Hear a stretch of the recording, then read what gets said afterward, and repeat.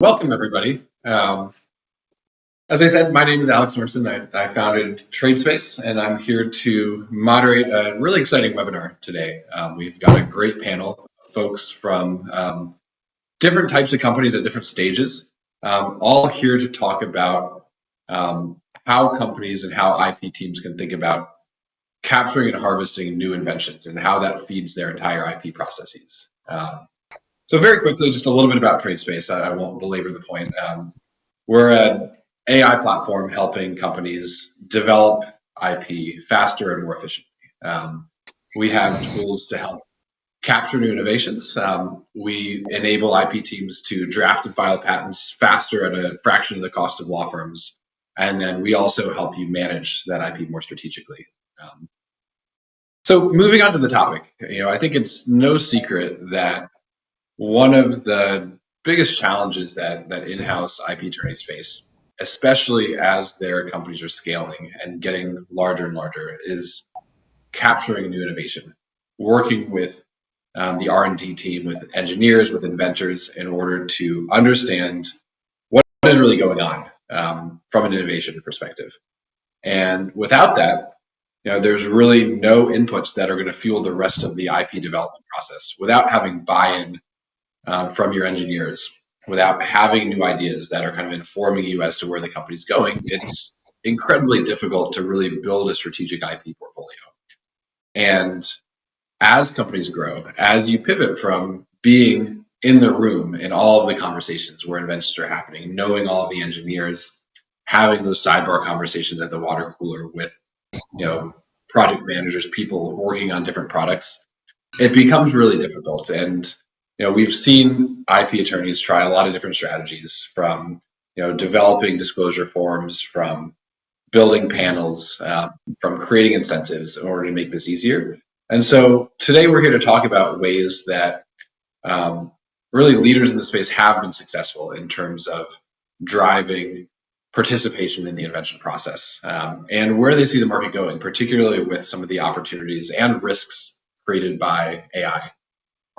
So with that, I will stop talking, and I really want to turn it over to our panel, who's fantastic. And I will let each of them introduce themselves in turn, give a little bit about their background, the companies that they're working with, and kind of what's top of mind for them in their kind of business context when it comes to harvesting new inventions today.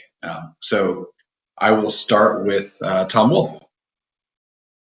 Hi, everybody. My name is Tom Wolf. I'm the Director of Legal for IP and Product at Kodiak AI. I also help manage the defense business that we have. So Kodiak AI is a autonomous trucking company. So we automate the driving task on platforms that include Class 8 trucks, which are the big rigs that you see on the over the road. And then we also manage. We also do the same for trucks that operate on industrial settings, and then also, as I said, for defense purposes. I've been in-house for about 20 years at this point, and I started out in a international company, then went to a multinational company, and now at a startup for the last 4 years, which just went public in the fall. I think my biggest what I'm trying to figure out how to do effectively as far as disclosures go is trying to meet the inventors where they are, be in the systems that they use, and really figure out how to generate signal from what they're doing in their day-to-day, to try to take out some of the friction of getting them to draft invention disclosure forms, being able to try to add as much automation to that as I can, so I can generate those things on the front end. Perfect. Thanks, Tom. And I think that push to be able to detect signal, that's one thing that has really changed with AI. It used to be, there wasn't a scalable way to detect signal besides sitting in the meetings and like having a seat in those software systems. So that's definitely something we'll want to dive into. But Alyssa, why don't you start with a little introduction on that for yourself as well? Yeah, thank you, Alec. Hi, Alyssa Sandrowitz. I'm the Associate General Counsel for Intellectual Property at Woodward Inc. So I lead the enterprise-wide IP function here. Woodward is an aerospace and industrial manufacturer, about $3.5 billion, so a large enterprise, and I'll be giving some of the large enterprise viewpoint today. Yeah, so as Tom said, right, really scaling, right, as you grow or as your development cycles change. Aerospace is an interesting sector because it does go through sometimes slower development cycles, and then it has really heavy development cycles.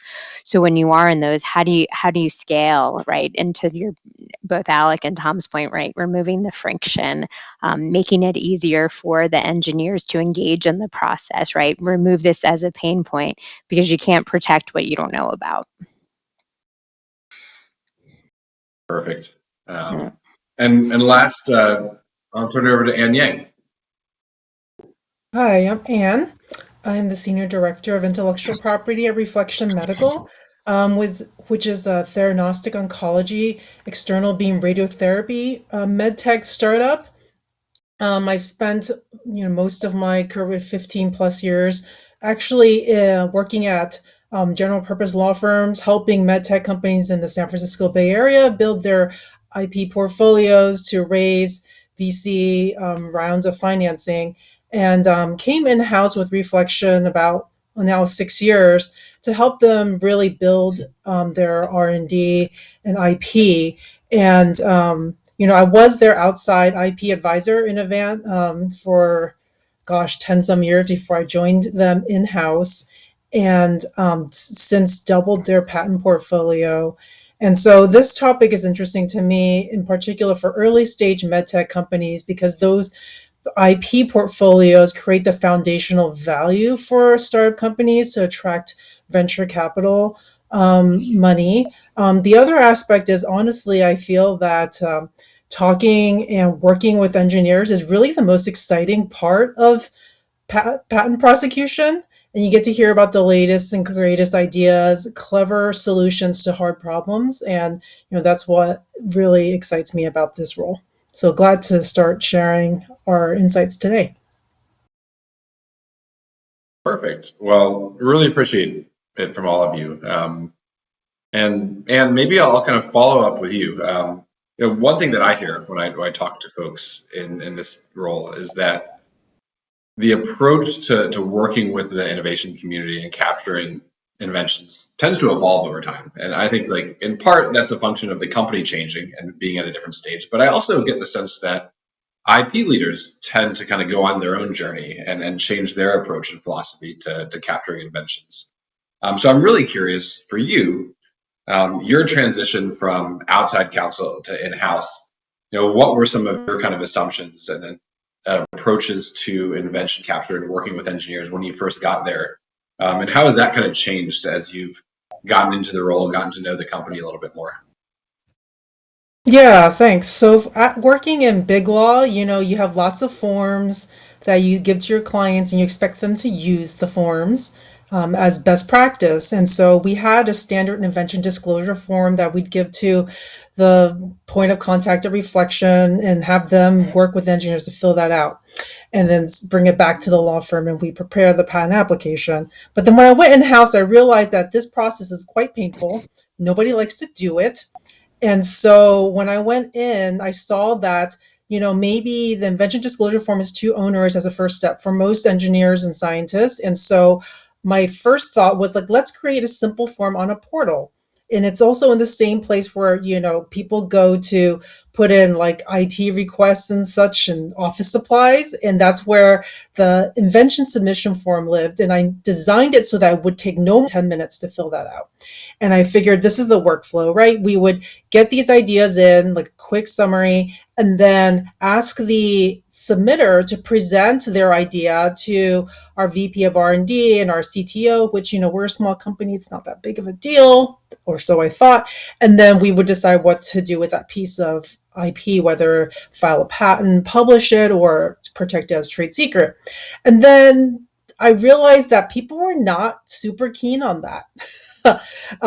Did not get as many sort of submissions as I had initially thought. And so then I modified that and thought, okay, well, they don't like to present to their, manager's manager. And so what the workflow evolved to was submit your idea via the portal. I would meet with you first, talk about your idea, and then I would put together a summary that I would present to VP, R&D, and CTO. And that seemed to work for a bit, except that it turns out people just don't like or don't have time, honestly, to put together a cogent sort of even summary. And so this has further evolved into really me being in the workflows where engineers and scientists have to engage. We're a medical device company, and so the development of our products have to adhere to design controls dictated by the quality and regulatory systems. And as part of that design process, engineers have to generate certain types of documentation, like product specifications and these types of documents. And so I worked with the regulatory quality affairs folks to get in on that review process. And by doing that, I was able to see drafts of these specifications and products, as well as user manuals, et cetera, that had to be released into the quality system. And that allowed me to see what was actually going to be in the product without having to get engineers to create additional documentation and have additional meetings. So it did evolve over time where it was less of them necessarily coming to me, although I still have that happening, but also me sitting into their workflows and pulling signal from those existing workflows to help me figure out what inventions are actually important for the commercial product. That's really interesting. And I definitely want to circle back to that workflow point and how we can try to embed ourselves kind of in those workflows. But before I do, I also want to kind of call out one point you made, which I'm increasingly hearing, and I think it's something that maybe IP leaders take for granted initially, which is that reticence that inventors have to pitch their idea to the CTO, to the head of engineering, to the CEO, right? And so we come up with this structure for a patent committee, and that can actually be a disincentive for folks. I've been surprised how much I've heard that same experience, Anne. But maybe to pivot to Alyssa, I'm really curious to hear your experience. You work at a larger company. Aerospace and defense has a reputation for not being super flexible, super dynamic, to say the least. And so, when I think about that, I think about forms and I think about structures and processes. Have you had much success being able to evolve the invention harvesting capture or process? And then what does that kind of journey look like for you? Yeah, great question. And it's true, right? There is a very different dynamic in a larger aerospace and defense. Given that it's safety critical, right? We need to have our standard work. We need forms. They like that standard process and structure. We're not as nimble as a startup or other technology companies just because that's just not the culture. So I have to work within the more structured culture where standard work is kind of the messaging and forms are necessary. But to your point, right? So kind of like Anne, right? I got to Woodward about 3.5 years ago, and the disclosure form I inherited was 7 pages long. Well, there wasn't a lot of engagement in the process. I was getting about 40 disclosures a year, 40 to maybe not even 50, which is unheard of for the size of the company and the amount of R&D investment. So there clearly was a pain point because the engineers were saying, well, why do we need to do this form? It takes too long.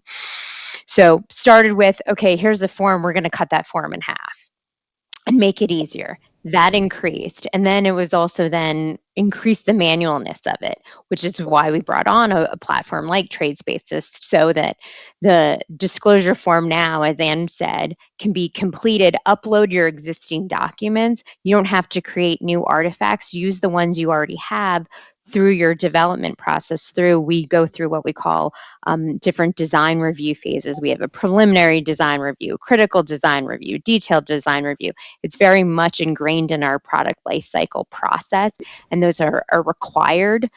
with our customers, with our partners. So let's use the artifacts that are made for those and leverage them versus having to create more, I think is one way you take out some of the friction and the pain points. And the other point of your question, Alec, is right, because we do have those set PLC gate reviews and these design reviews, embedding my team into those instead of saying, here, now you have to have a planned harvesting meeting, or we have to have a planned brainstorm. Oh, let us sit in with you on those, and then we can surface the innovations and say, hey, that's a great idea. That, why don't you just give me that deck and we'll take care of it. So that's one of the ways that we've taken out here some of the pain points of the disclosure process. That makes sense. And Melissa, very briefly, because I think we could do a whole Yep. session on building cross-functional relationships, but saying the strategy is to get embedded in these workflows and get invited to the meetings is one thing. Was it difficult to actually work with your counterparts and get brought in, or did you find you were able to build a compelling message to do that quite easily? I guess it's perspective. I think it was difficult because it took a couple years, but in the aerospace world, a couple years is actually pretty fast.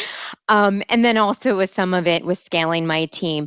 But one way to do this, and I think this works great across not just established legacy manufacturing companies like aerospace. I think this also works in startup or tech companies. Adopt the attitude of, do a rapid experiment, test it out, beta test, fail, what is it? Fail fast and learn, I think is the phrase, right? We started it, I found my champions, those who wanted to give it a go, did it with them and let them be the advocates and say, this worked out really great. Oh, we should expand it. So that's how the approach I really took with it.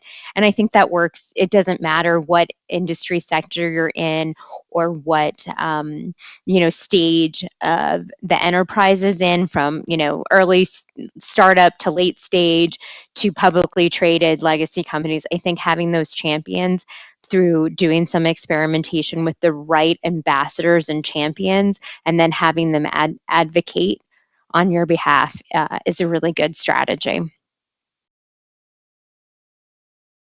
Makes complete sense. So Tom, I want to get your perspective, obviously, on how invention harvesting has changed as your company has shifted, right, from growth and R&D mode to more delivery mode. But I also want to use this as an opportunity to transition a little bit.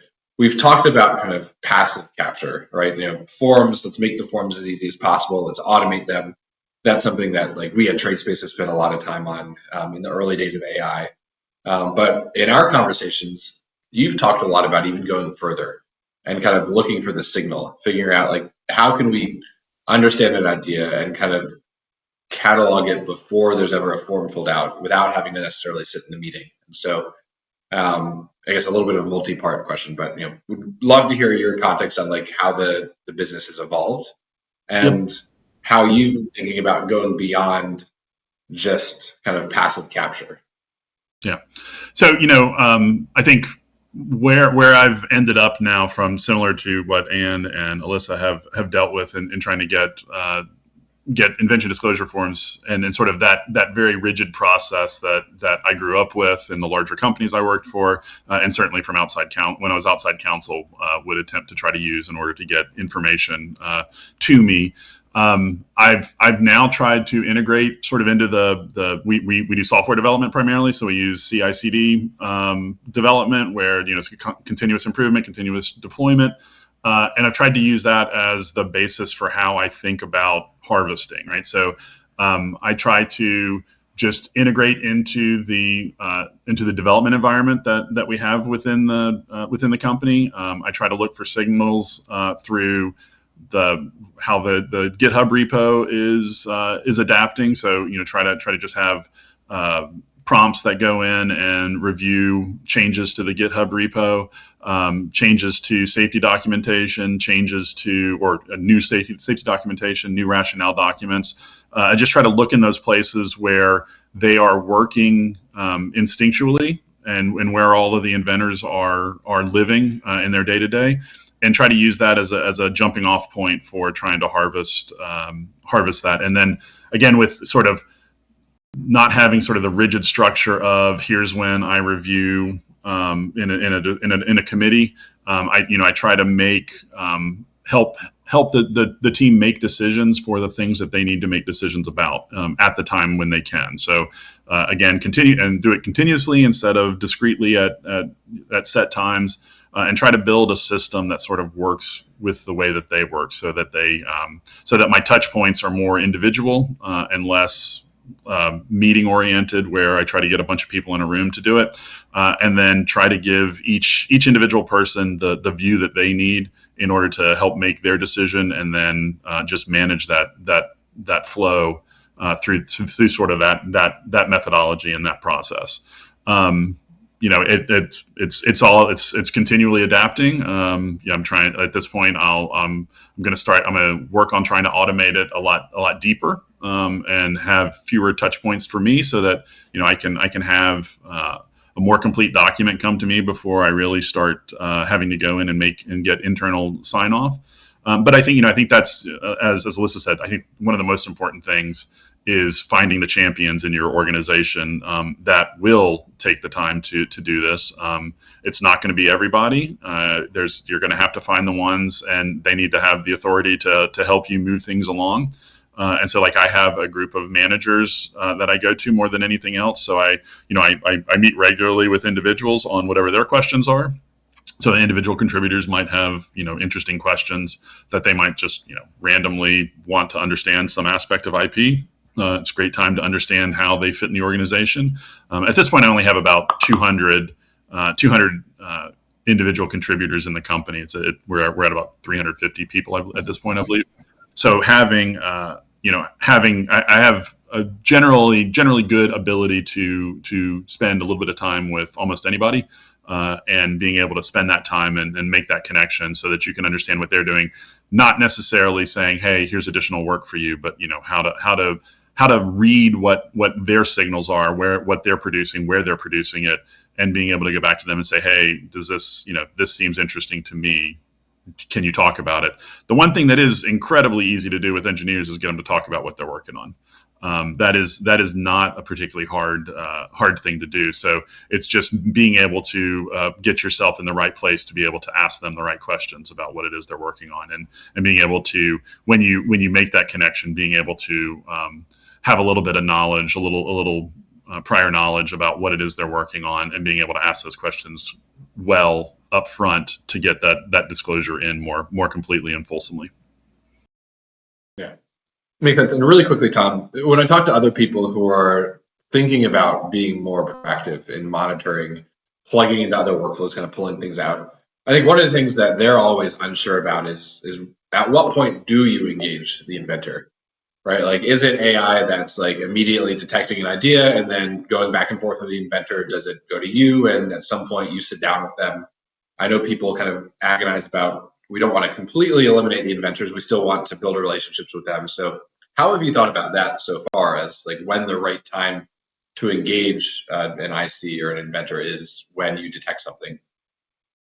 Yeah, so there's the direct detection, which is, hey, there's a direct Slack or something on an invention channel or something that says hey, is this idea? Right. And so that's pretty straightforward, right? You can engage with them immediately at that point.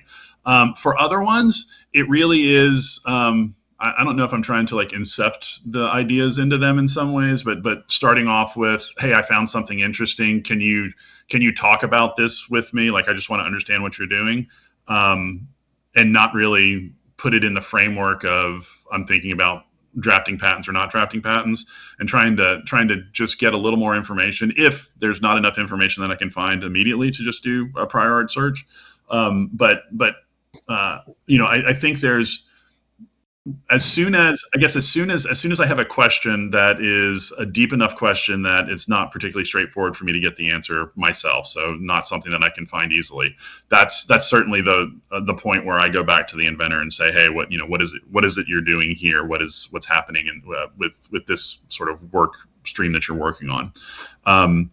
And then, I mean, otherwise, like I sort of joke that there's two things that are acceptable outcomes for me. Either there's a patent application that's drafted, or I'm waiting on the inventor for something, right? So like those are sort of the as long as I'm doing that, like I feel like I'm at the proper level of pushing.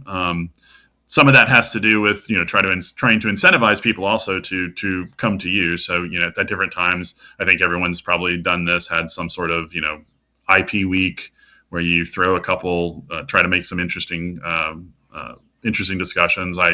For example, a few years ago when there was LiDARs, which are important, very important for our space, there was lawsuits that were filed. I took that as an opportunity to tell the team about how IP litigation works and how patent litigation works, particularly, which was engaging. I was meeting them what they wanted, which was they saw all this news about the two major LiDAR companies going after each other for patent infringement. And so, being able to explain to them, taking that time to explain what claims are, what IP was in general, what the value of it was, like those are the opportunities I look for, is when I can try to integrate into the things that they're already thinking about and try to just slip in some IP, some love for IP into that. Makes sense. So Anne, I'm curious. Go ahead. Sorry. I was going to say, I completely agree with Tom. Another great, even if you don't have necessarily a case or some news happening, as part of your regular IP awareness and outreach, assuming that there is a regular cadence of that, I try to do it on a quarterly cadence and I go to different sites. That is always, when you do that, and just that refresher, that always surfaces conversations. I don't necessarily have the same tools as Tom to be able to get that get beyond the passive signals and preemptively do it. But in that outreach, I always see after those outreaches an uptick in activity from our R&D core.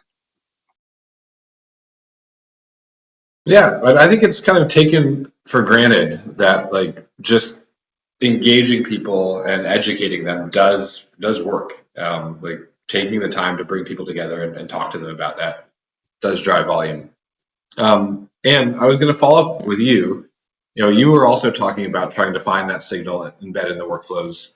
I know when I was talking to Tom, he was saying, "Hey, I can use AI for anything because like we're already using it to drive trucks. Like I can use it for my IP practice."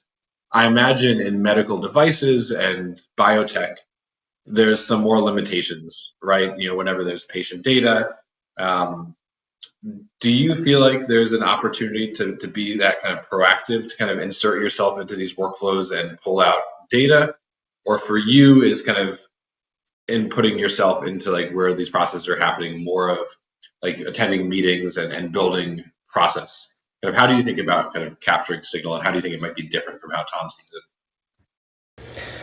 Yeah, so it's a little bit different, but there's still a lot of similarities. So when you talk about, I'm looking at the slide, it says where the real signal lives, right? To Tom's point, you can get engineers to talk about what they're doing very easily. They're usually, if it's done right, they're excited about what they're doing, and they love to talk about it to someone who's willing to engage on the technical details, right? Like they don't like talking to executives where they're like, yeah, that's nice, blah, blah, blah, details. But for someone, I have my background in electrical engineering, computer science, and bioengineering. I love getting to technical details, and I like hearing them, and that enthusiasm sort of is like contagious, right? But the issue is sometimes they have great ideas, but they're not going to pan out for a variety of reasons. One is like it's a concept, not proven. The other aspect is the company just doesn't have the resources to, really like play out and develop, right, all the ideas that they have. And so you could get IP on it. It may or may not be valuable to the company. And that's where it's like you get kind of spurious signals on what valuable inventions might emerge if you get in on it too early, right, with inventors. And I have also had the same experience of Alyssa. I think it's really important to go around doing roadshows, IP roadshows, reminding them about various issues. And inevitably, every time I do these talks, the week after I get a flurry of like IP things like coming through and ideas, and some of them are really truly half-baked, and so you really don't get good signal there, I would say. But I think where it becomes really helpful is actually the one-on-one conversations I have on a quarterly cadence with the leaders in marketing, regulatory affairs, R&D, product. And it's like a bit onerous since some of us might get into IP to not talk to as many people. But coming in-house, it's inescapable. You have to put yourself out there, talk to the leaders, understand like what's important to them. And then that helps set up the criteria for like filtering, right, through the signals that you get and picking up and amplifying the inventions that would create value for the company. I mean, we're a startup, we don't have a big budget for IP, so I really have to be very judicious about, what we file on and what we decide to pursue from patenting. The other aspect of that is like once I've sort of gotten the priorities from these different functional groups, I can put those criteria into the presentations I make to the different teams so they know like what are the types of inventions and ideas would be more likely to be pursued by the company. And that helps me filter as well. And so sometimes I sort of see like engineer ideas like, a whole set of signals, right? And then you need to put a low pass filter on top of it. You like get rid of the really like quirky ones that don't provide long-term value and pick out the trends that like map up with like the product roadmap, and those are the ones that you kind of like help filter. And that I sort of make the IP management piece more manageable by sort of I guess filtering from the front end and like communicating with the inventors early on about what to what might be valuable for the company. But the other aspect where I mean, we deal with the FDA a lot in filings, and there's a lot going back and forth. And this is where it's useful to have a contact with the regulatory team because they'll tell you, like, hey, FDA wants to put in this feature before they'll clear it. And then, there's a lot of inventing that happens around those types of things. And so as soon as I hear that, I'm like, this is going to be in the feature in our product for sure.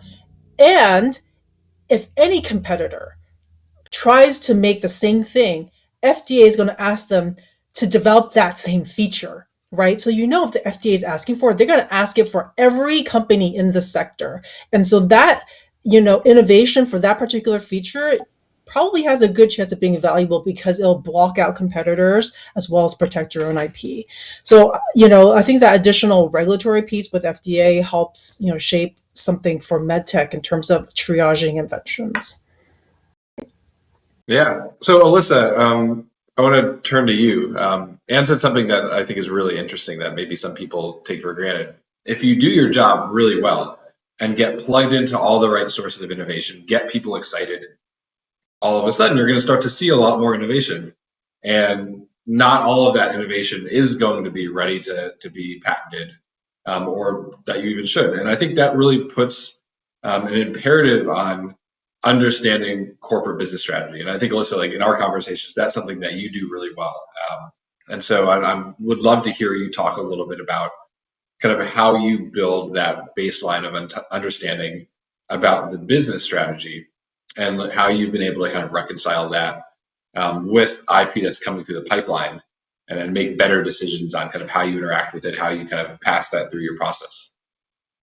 Yeah, great question, Alec. And it becomes even more important as you scale and grow, right? Our budgets don't scale and grow for filings the same way the business scales and grows. So you absolutely have to think about I always say IP strategy is technology strategy, which is business strategy, right, for the enterprise. So for me, we have, again, being a legacy company and some standard processes and work, we have strategy planning season, and I was able to explain that IP strategy is foundational, and got myself embedded in the strategy process. So I know what is the enterprise growth strategy. I know what the technology strategy is. I participate in what we call Tech Days, which is our big showcase of here's the technology strategy. But but if you don't have that rigid structure, you can do it. You can still do it, and you do it easy, and you can do it on an easily front of simply when, be it through um, your patent committee review committee, as well as through your, once you have a portfolio that's developed, continuous active maintenance of it. Some of it is on the upfront side when you're looking at a new disclosure, a new innovation, and whether you want to protect it, is asking simply the question, is this aligned with what we're doing? And the engineers in the business, if you have product managers, include them in that so they can say yes if you're not part of the overall, if you're not in a structured strategy planning. Um, right, asking, is this do we have plans to go to market with this? When is that timing? Those kinds of business questions to understand really what is the product, if it is a product, or even if it's service, what is the commercialization opportunity for it and how you're going to do it, and then align your filing strategy and your protection mechanisms to that. When you get to the maintenance, when you do have a sizable portfolio that you actually have to routinely maintenance, it's that same thing, asking, is this on a product or a service that we actually are selling into the market? Are our competitors in this space? Those kinds of questions, I think, again, get to like, what are we doing with this in the business, will then also inform, your strategic decisions about, as you have here, right? Keep or prune it, right? We joke, I like to call it my kill list. I'm like, all right, you've had an opportunity to pitch this, and has the market actually, do we have customers that are in it? Because it's 5 years later down the line, and if the answer is still no, all right, we're going to get rid of it, or we figure out our monetization strategy about it. But it's asking the business questions, right? Not just asking about the technology itself. Perfect. And I'm just want to be cognizant of time. I do want to make sure we have some time to answer questions from the audience. Maybe just to wrap up this segment, I would love, we've kind of tangentially talked a little bit about AI. We've all been talking about how we can kind of improve our practices for invention capture, for thinking about them more strategically, for evaluating. Would love to hear just from each of you, maybe starting with Tom, like how you see AI fitting into all of this, and either changing how you and your colleagues will approach kind of the invention harvesting process, or any risks you see as well. Yeah, so I mean, I think the first thing that is, well, I guess going back to first principles. So when I first started in-house, one of the first sort of things you learn is patent prep and prosecution is something that goes to outside counsel. It's the easiest thing to push to outside counsel because it's so specifically project based, and there was a lot of work to it, and that was not time that you had internally to spend drafting applications. So to the extent that what I want now is more filings at less cost from outside counsel in a lot of ways, then the thing that AI is going to have to do is automate a lot of those processes, because it's not like I'm suddenly going to come up with that time internally. To being able to streamline that part of that process, to do more of the analysis so that I'm not doing those little tasks of like even going and finding, sending out a request to do prior art searching, getting the prior art search results back, reviewing those prior art searches. Something that can do more of that, automating as much of that as I can to find, what the actual links are, and what the actual inventive concepts are, and then being able to flow that through to the right people. We've talked about how engineers love to talk about what they're doing, but the marketing team loves to talk about what they're doing too. Like everybody loves to talk about the thing that they're doing. And so if you can put it into their hands to say, how does this fit with what you're doing, and how you can get them to do some of that work about identifying what the important aspects of the inventions are. And so like that's figuring out how to automate that as best you can, whether it's through connectors to Slack and being able to throw messages up for people to not to just AI slop them with all of the data, but being able to figure out how to build prompts to really focus on what the things that they would care about are, and being able to deliver those, and not like I said, not just create AI slop where and particularly with the engineers, they're going to be really passive aggressive about it. And if I start sending them AI slop, they're just going to build a prompt to send me AI slop back. And so making sure that we can manage that process and know when the right time is for people to actually be talking, and when it's fine for our little AI agents to be talking. Love it. What do you think, Anne? Well, I think where I've seen used AI to help streamline this process a little bit. Engineers, the idea makes total sense in their brains. They can make the code. I have a lot of software engineers. They write code, or maybe not so much anymore, but they can architect code and have AI write it for them, right? But generating the specifications and like descriptions of what it does is hard for them. And so I think that having them summarize their work with the help of an AI tool that like makes it clearer what they're trying to say helps me understand the invention more quickly. And I think AI does a pretty good job of like synthesizing different types of information that engineers create, and using that to make an executive summary that like helps you figure out what the invention might be, and then that will springboard into a more detailed description and discussions.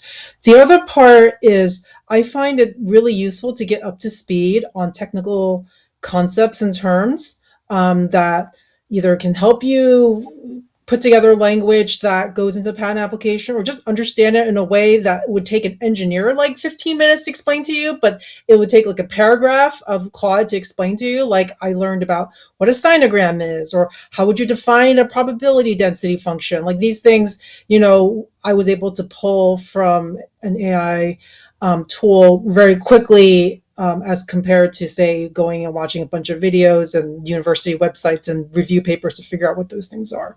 So I think those things help me become more effective and efficient with the patenting process.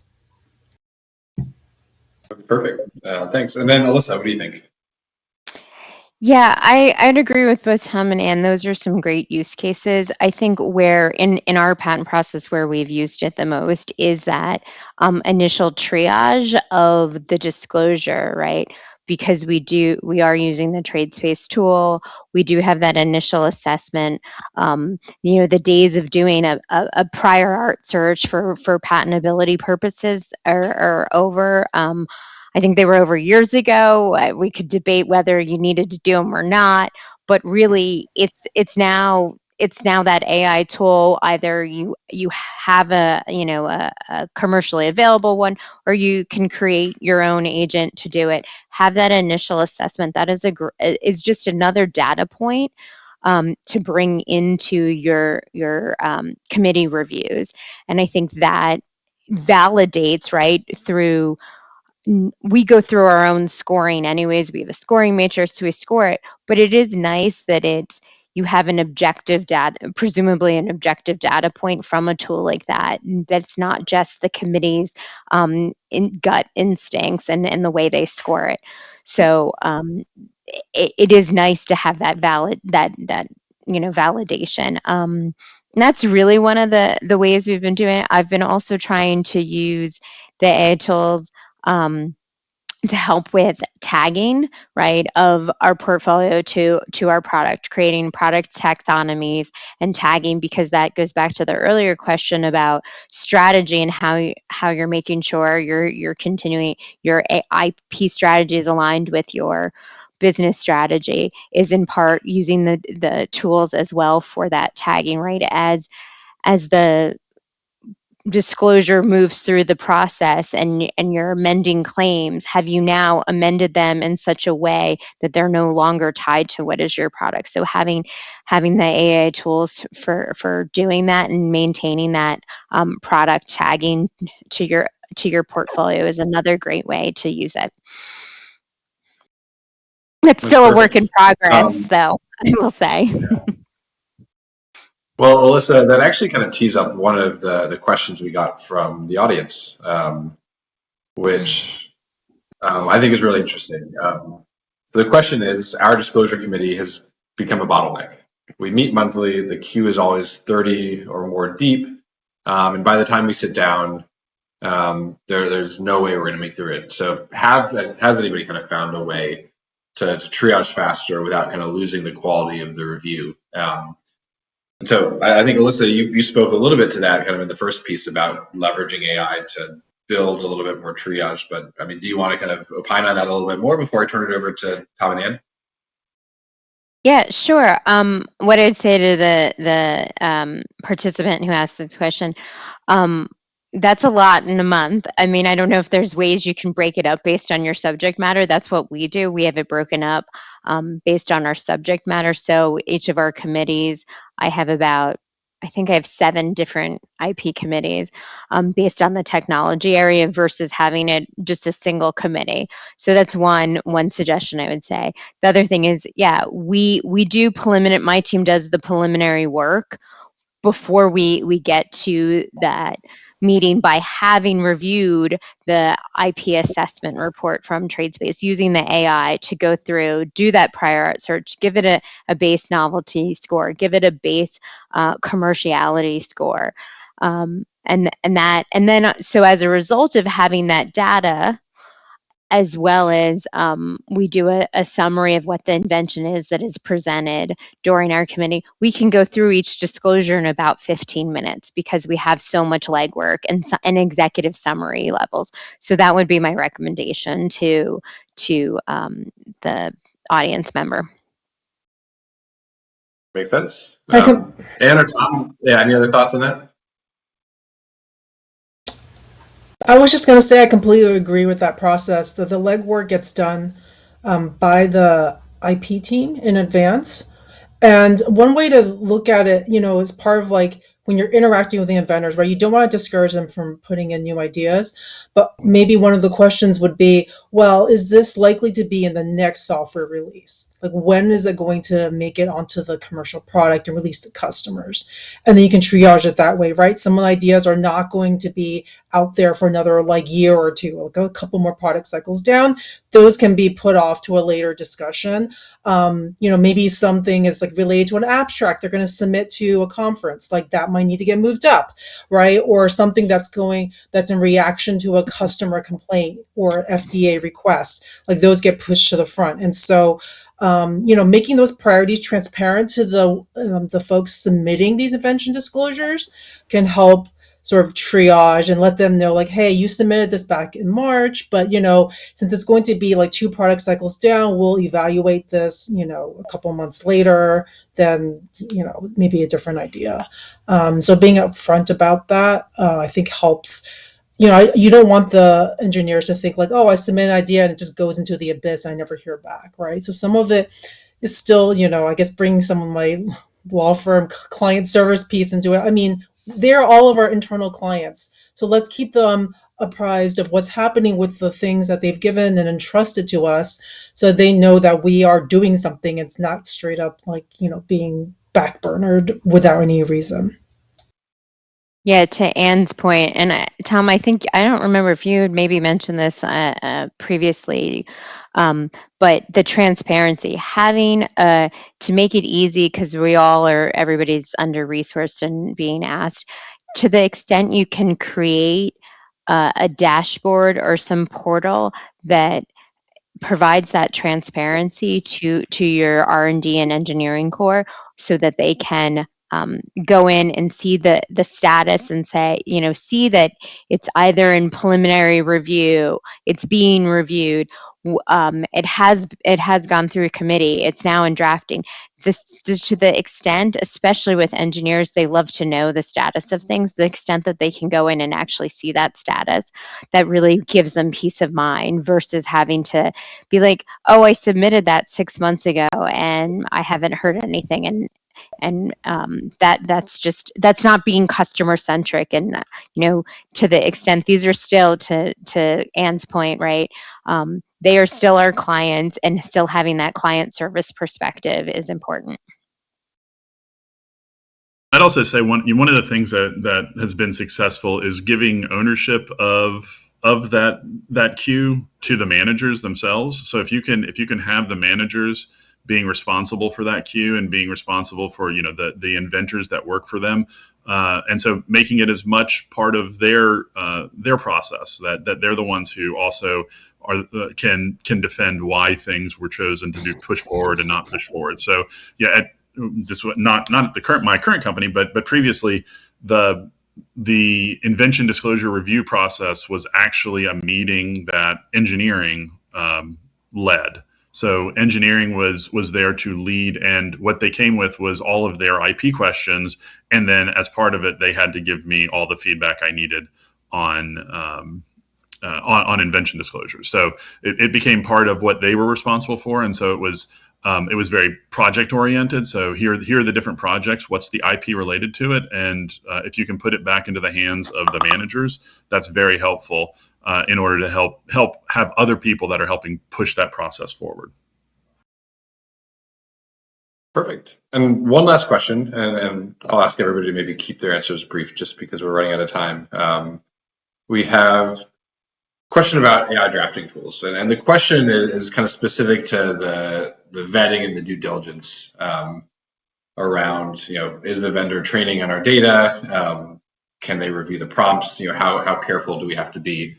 But maybe I'll broaden the question a little bit to, again, Tom, you said, one of the things that might change with AI is the ability to draft. I've had a ton of conversations with folks about that just in the last week, and I think people see a tremendous opportunity. I've also talked to people who are using drafting tools and spending more time reviewing than they were drafting before, or than they were getting things back from their outside counsel. And so I'd love to hear from all of you very quickly on kind of where you see the opportunity around AI when it comes to drafting and kind of the role of humans, whether it's you or a managed service to kind of review those filings. Yeah, so I guess I'd start with, I think it's definitely something that I'm going to have to build into my skill set. But going back to that first concept of like, I'm not bringing more work in-house to me, and so figuring out how to do that and make a process that's streamlined so that my review is no greater than what my review is if it's an external draft. There's a number of great GitHub repos that you can go out and find that are purpose driven towards very specific patent reviews. So like I'm gonna contrast the drafting tool. I'm gonna have the drafting tool draft, and then I'm gonna have all these different tools go in and do their own specific analysis to review it. So trying to build sort of some back and forth between different tools that are there for different purposes. I contrast it to sort of the way that the drivers work in the vehicle for us. We have a driver who's physically watching what's happening, and we also have someone watching a software stack, and like those things work together, and you pass information back and forth. Makes sense. And really quickly, over to you. In terms of like how to integrate or use AI for drafting patent applications? Yeah, or just how you're thinking about that. Like, is that something you would ever think about? Do you think it creates more work? Do you want to see your outside counsel using it instead of you? I think that, like I said, I find it useful for creating sort of descriptions that are concise to get you to, like, through enablement and written descriptions requirements about like some of the background information. But I'm still kind of old-fashioned in that I want to be the one who knows everything. And so that if any executive comes to me in the hallway and asks about this or that technology, it's in my brain and not like, oh, I have to ask some other AI thing or look it up somewhere. And so to me, it's still really important that like I am the one who is very intimately close to drafting and synthesizing the writing for the invention itself. So that would be the claims and anything that is like absolutely key to the heart of the invention. In the description, I find that writing it myself helps me understand it myself. If someone had asked about like if AI makes us kind of intellectually lazy, and to some extent it can. We have to be aware of that. that if I see an AI generated output that looks really polished, your brain kind of shuts off the critical thinking aspect of it. And so I definitely want to keep flexing that muscle. And for me, writing some of the really important aspects, the heart of the invention is still, I hold dear to my heart. And I still have trouble letting outside counsel sometimes is doing it because I'm not as familiar with the invention that I want to be. Yeah. All right. And in the last couple of minutes, Alyssa, I know we've kind of gone back and forth. You've talked about like budget constraints and, it would be nice to be able to flip that math, but also how much you trust your existing outside counsel relationships. And so, how are you kind of thinking about reconciling that? Yeah, not just drafting. I think anything with an AI, any AI tool you want to bring on, be it for drafting or be it for other things, right? Contract reviews, all of that. One of the keys is to think about your governance. Start with your governance, right? What decisions are you allowing the tool to make? What is your governance strategy? Where can you automate that and say, I'm going to let the AI agent have decision-making authority and do that, versus what are ones that are critical or high value that the human needs to. I think if you got to start with that, because then how do you build out your agent or how do you evaluate your tool? And then from there, then you can evaluate, is this a tool that has the guardrails that fits within my governance structure? Or do I have to go build it? And then if you are building it, again, putting that governance structure within the agent that you're building and saying, here's my playbook. Here's where you're allowed to deviate. Here are the things you're not allowed to deviate. And if you bring that to any of your workflows and agents, that's going to give you a baseline of truth and a baseline to verify things against. But without that, you're just picking ad hoc tools and you're not going to really scale. Perfect. Well, thank you. We're at time. I want to say a big thank you to all three panelists as well as to everybody who joined. I think my takeaway, we're moving from a world where you were chasing inventors, getting them to fill out forms, to building the tools, the systems, the processes to bring IP into the workflows where innovation is happening. Again, whether that's with technology or process. And that's really exciting, but that creates its own set of challenges as well. And so it's going to be really interesting to see how the market evolves. But again, I'm excited, and I really appreciate everybody's time. So thank you so much, and we'll talk soon.